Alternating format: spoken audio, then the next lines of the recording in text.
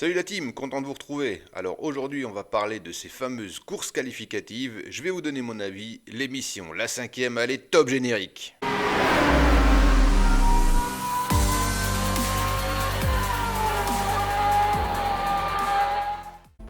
Allez, donc pour se mettre dans le bain, on va tout de suite commencer par se rappeler ce que sont ces fameux week-ends avec courses qualificatives. Vas-y Maurice, balance les infos.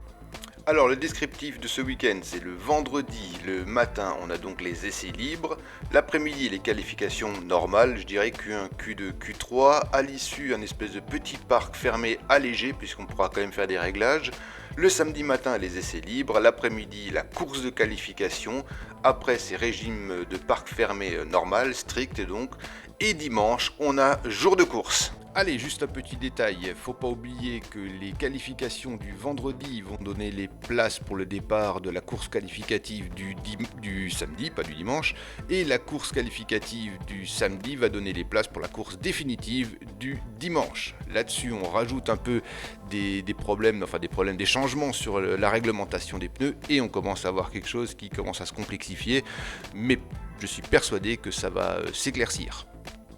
Voilà, maintenant concernant ces nouveaux formats de week-end de course, personnellement je suis très content que ça arrive parce que ça va redistribuer les cartes au niveau des écuries.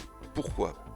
D'habitude on peut voir des monoplaces et des écuries qui peuvent se permettre de rester dans les stands tranquillement, de peaufiner leurs réglages et de sortir dans les derniers tours, de faire un temps scratch parce qu'ils ont les voitures pour ça. Et donc ça veut dire aussi que les écuries qui sont en arrière-plan n'auront jamais la chance de pouvoir arriver à briller dans un week-end normal. Là maintenant, c'est une course qualificative. Il va falloir se donner à fond. On peut faire des erreurs, on peut faire des crashs, on peut avoir plein de choses qui peuvent arriver. Et donc ça va redistribuer, je pense, un peu les cartes au moment de la course.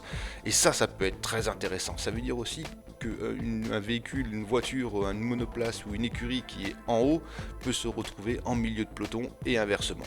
Et ça peut être très intéressant niveau course du dimanche, ça peut vraiment monter les choses. Niveau sportivité, je peux pas trop m'exprimer parce que il y a 20 sportifs, il n'y en a pas plus et ce sont les pilotes, c'est eux qui pourront dire si niveau sportivité c'est plus intéressant pour eux.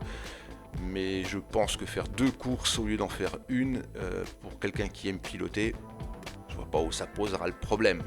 Donc moi je trouve que c'est très intéressant, c'est bien de l'avoir fait cette année parce que justement on est dans une période un peu transitoire entre deux phases, les nouveautés vont arriver vraiment l'année prochaine, voilà, c'est bien d'expérimenter, peut-être de revoir ça si on trouve qu'il y a des problèmes, mais l'expérimentation cette année, dans ce format-là, je trouve ça génial.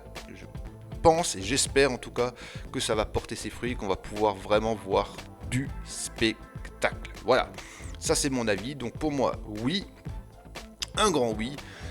Et on verra ce que ça donne. Et voilà, je pense qu'il y aura déjà justement, mais pour moi c'est très très très intéressant. Voilà, ça c'était mon avis. Je vous dis donc à bientôt, puisqu'on est samedi, la vidéo va être pluguée aujourd'hui. Demain il y a le Grand Prix de Portimao, donc amusez-vous bien les gars, j'espère qu'il va être beau ce Grand Prix. J'espère qu'il va être au moins aussi beau que celui de l'année dernière. Moi je vous dis à bientôt, allez likez, dislikez, partagez, commentez, faites ce que vous voulez, mais restez vivants et ciao les gars!